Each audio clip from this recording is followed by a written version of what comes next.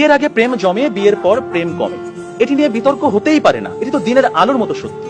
কারণ প্রেম হয় প্রেমিকার সাথে, বউয়ের সাথে হয় সংসার। প্রেমিকাকে আদর করে বউ বলে ডাকা যায়, তাকে লোকের কাছে বউ বলে পরিচয় করিয়ে দেওয়া যায়। কিন্তু কখনো বউকে কি শুধুমাত্র প্রেমিকা বলে লোকের কাছে পরিচয় করে দেওয়া সম্ভব? সাহস আছে আপনাদের? সর্বনাশ হয়ে যাবে, ভাত বন্ধ হয়ে যাবে। সুতরাং বিয়ে নামক একটি ঘটনার পর প্রেমিকাই থাকে না। যেখানে প্রেমিকাই থাকে না, সেখানে প্রেম জমবে কিভাবে? সেখানে প্রেম কমবে, প্রেম হারিয়ে যাবে।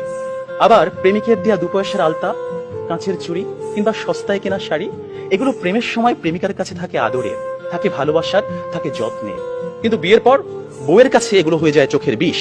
একজন সত্যিকারের প্রেমিকের প্রেমের উপন্যাসে বিয়েই কখনো শেষ পৃষ্ঠা হয় না। কারণ তারা জানে কোনো কোনো প্রেম না পাওয়াতেই পূর্ণতা খুঁজে পায়। তাই পৃথিবীর শত গল্প, কবিতা, উপন্যাসে প্রেমকে সাজানো হয়েছে না পাওয়ার বেদনায়। আর এজন্যই প্রেমটা আসলে বিয়ের আগেই, অর্থাৎ না পাওয়াতেই জমে। তাই অবশেষে আমি বলতে চাই, আমি যদি তোমাকে পাই তাহলে বিয়ের পর আমি হয়ে যাব দায়িত্বশীল পুরুষ। বিয়ের আগে যেমন ছিলাম লুতুপুতু প্রেমিক, যেমন